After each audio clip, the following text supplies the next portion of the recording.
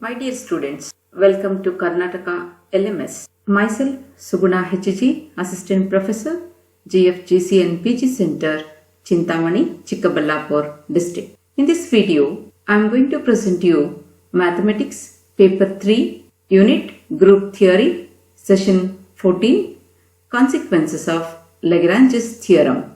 If A is any element of a finite group G, then order of A divides order of G. Solution. Let order of A is equal to n, then the set H is equal to A, A square, A cube, so on, A to the power of n is equal to E.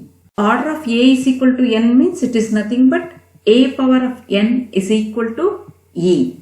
Here, H is a cyclic subgroup of G generated by A and order of H is equal to n. Here, H contains n elements, therefore, order of H is equal to n, and H is also a cyclic group generated by A. By Lagrange's theorem, order of H divides order of G.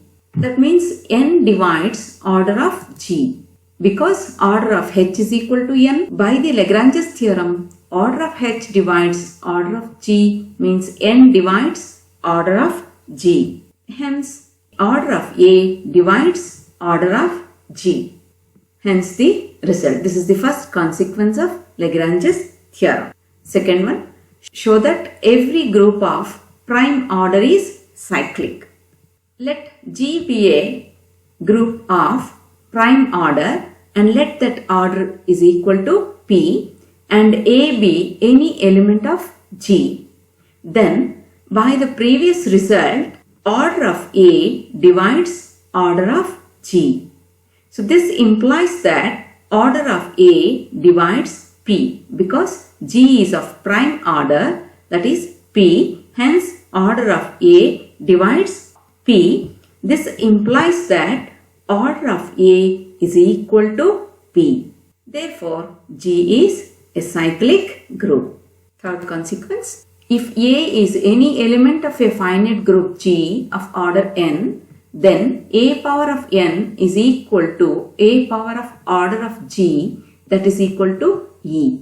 So, we have to prove that A power of order of G is equal to E. So, to prove that, let us consider order of A is equal to m. By the definition of order of an element of a group, which is nothing but A power of m is equal to E.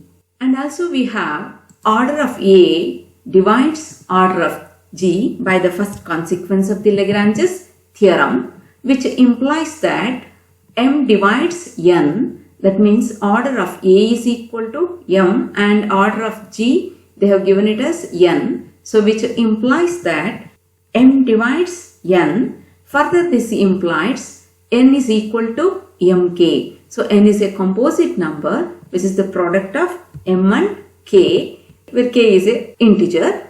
Now, A power of n is equal to A power of mk because n is equal to mk. Since m divides n will be a composite number and let it be the product of m and k. So, A power of n is equal to A power of mk, which is equal to A power of m whole to the power of k.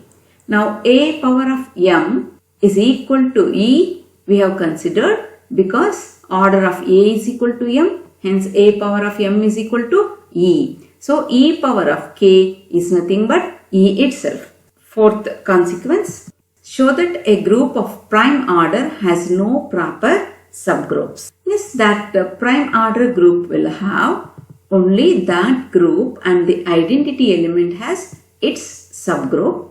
So, to prove this one, let G be a group of prime order and let it be P and let H be a subgroup of G. By Lagrange's theorem, the order of H divides order of G, which implies that order of H divides P because P is the order of G, that is the prime order. So order of H divides P. Further it implies order of H is equal to 1 or order of H is equal to P. Here P is a prime number. So order of H is equal to 1 or order of H is equal to P. Suppose if we take order of H is equal to 1, then H contains only identity element. If order of H is equal to P, then H will be the set G itself. Therefore, it has only two subgroups, H is equal to G and identity element E. Therefore, it has no proper subgroups. Now let us prove another important consequence of the Lagrange's theorem, that is Euler's theorem. Statement: if n is any positive integer and a is relatively prime to n, then a to the power of phi of n is congruent to 1 mod n. Proof: let G is equal to 1, R1, R2, R3, so on, R phi n minus 1 be the set of integers less than n and relatively prime to n. So here G is a group with respect to multiplication modulo n and order of G is equal to phi of n. So from the data it is given that n is a positive integer and a is relatively prime to n. Therefore, the order pair a comma n is equal to 1. See, this is nothing but a and n are relatively prime. Only 1 is the common factor of these two elements. So a comma n is equal to 1 means a and n are relatively prime.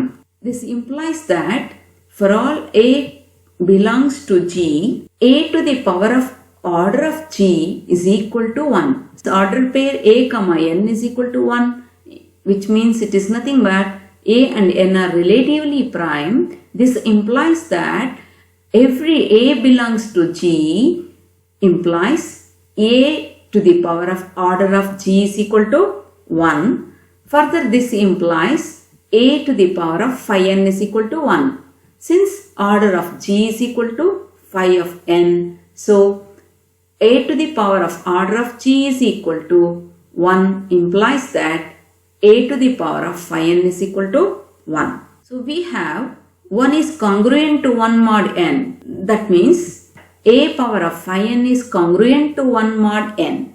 1 is congruent to 1 mod n. Hence, a to the power of phi n is congruent to 1 mod n. Hence, the proof of the Euler's theorem. Now, the next theorem is Fermat's theorem. Statement: if p is a prime number and a is any integer, then a power of p is congruent to a mod p.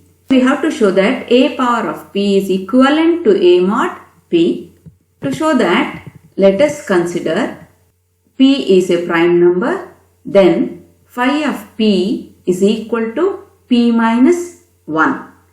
Case 1, let a comma p is equal to 1, means a and p are relatively prime by the data it is given. So by Euler's theorem, a to the power of phi of p is equivalent to 1 mod p. See, by the previous theorem, we know that a to the power of phi of p is congruent to 1 mod p, which implies that a to the power of p minus 1, because phi of p is equal to p minus 1. So a power of p minus 1 is equivalent to 1 mod p. This further implies a power of p is equivalent to a. Multiply both sides with a. So we get a power of p is congruent to a mod p. Now by case 1 we have taken a and p are relatively prime. Suppose if we consider a and p are not relatively prime, then p divides a, which implies that a is equivalent to 0 mod p. That means here the remainder is 0 since p divides a. Therefore, a is equivalent to 0 mod p, which implies that a power of p is congruent to 0 mod p. That means a power of p is equivalent to 0 under mod p. Take this as equation 1. And also we have A is congruent to 0 mod P, which implies that 0 is congruent to A mod P. Take this as equation 2. Now we have the equation 1, A power of P is equivalent to 0 under mod P, and also we have 0 is equal to A mod P. Now by equation 1 and 2, which implies that A power of P is equal to A mod P. Hence the proof. Thank you.